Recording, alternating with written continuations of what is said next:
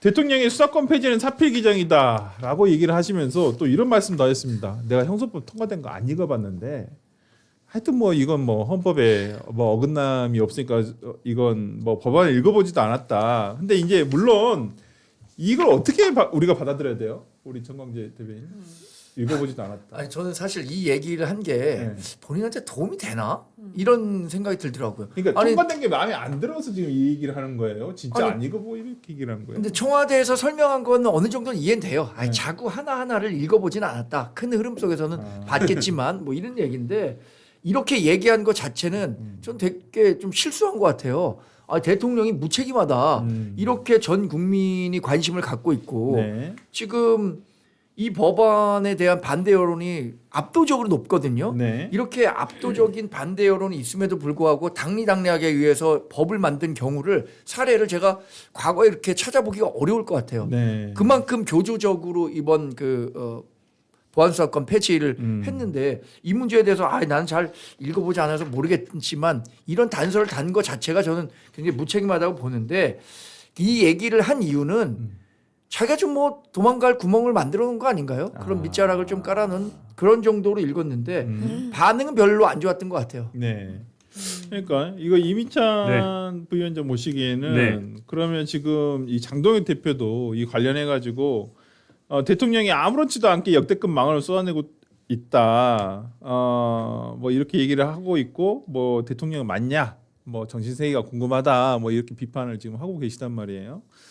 지금 야당에서도 상당히 이 부분과 관련해서 대통령의 발언과 관련해서 상당히 반발이 일어나고 있는데 대통령은 왜 도대체 이런 말씀하셨을까요? 이해가 안 가. 솔직히. 그러니까 뒤끝 장렬, 유체 이탈, 아, 그리고 마지막 이풍 인망 이런 얘기 생각들이 많이 들었어요.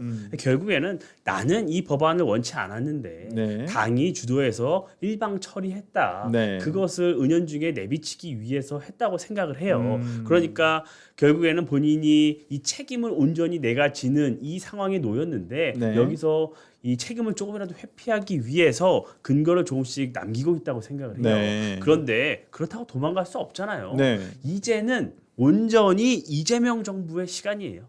온전히 이재명 정부가 책임질 시간입니다. 저는 정성호 장관의 태도가 이재명 대통령과 굉장히 유사했어요. 그런데 방향이 달랐죠.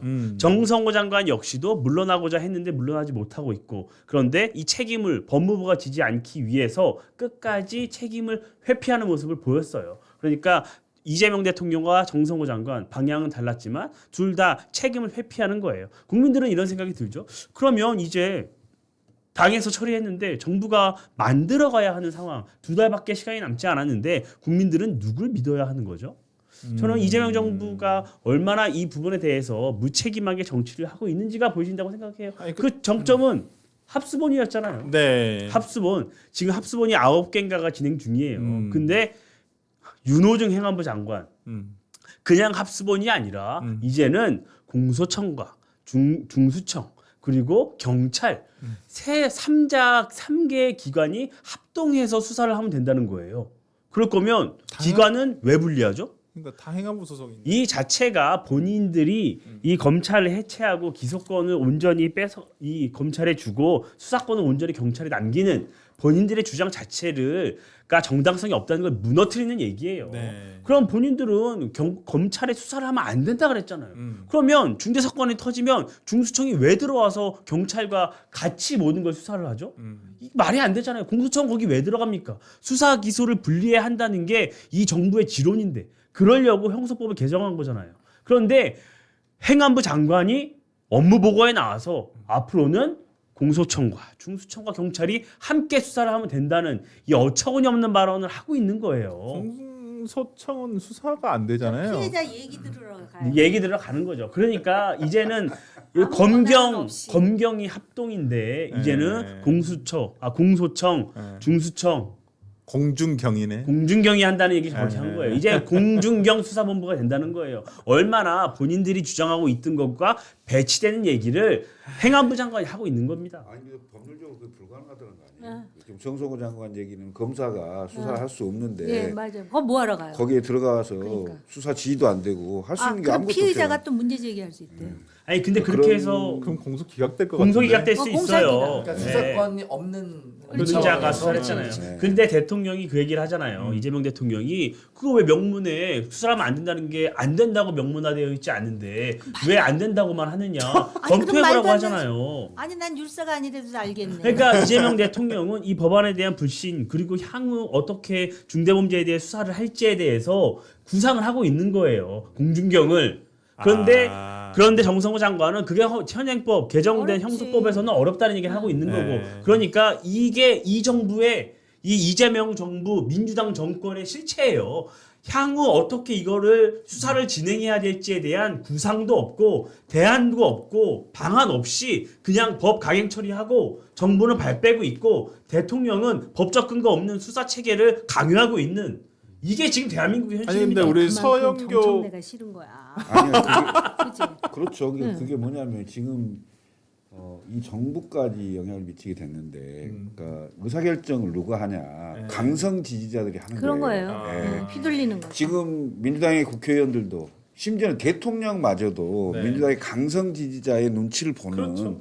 이런 상황이 돼 있는 거예요. 그러니까 대통령이나 정성호 장관은 보안수사권을 어느 정도는 좀 존치를 해야 된다, 네. 유지해야 된다는 생각을 가지고 있었을 거예요. 그리고 그런 생각을 가지고 민주당이 던졌어요. 민주당이 던졌는데 민주당은 하필 전당대회 전이에요 상황이. 근데 강성 지지자들이 난리를 하는 거 원칙대로 해야 된다. 민주당의 정신이 네.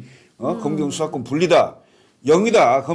검찰의 수사권을 줘서는 안 된다. 이 강성 지지자들의 엄청난 그 원성과 그다음에 그 주장 네. 이게 감당을 못 하는 거예요. 만약 이게 여기서 만약에 그 안 하게 되거나 주저하게 되거나 그리고 전당대회 이후에 하는 걸로 가잖아요. 그러면 전당대회 때 이게 쟁점이 되는 거예요. 쟁점이 되면 결국은 정청래 정청래가 후보한테 되는 거죠. 유리하게 됐는데 결국 지금 처리가 됐잖아요. 네. 처리가 됐으면 이거의 공은 누구한테 있습니까? 또 정청래 아니야? 정청래죠. 아니 근데 전 또 다른 최고 포인트인데요. 대통령. 그 보안 수사권이 필요하다라고 생각하는 작가 한 사람하고 보안 수사권을 폐지해야 된다는 작가 또 한 사람이 이재명 대통령에 대해서 똑같은 평가를 내려요. 회피형 리더십이라고. 아. 그게 김진주 작가와 유시민 작가. 아 그러네요. 마키아벨리즘 아니었어요? 그치 그치. 하여튼 뭐 참 답답. 근데 마키아벨리즘이 그건지에 대해서는 또 논란이 있어요. 아 그래. 알겠습니다.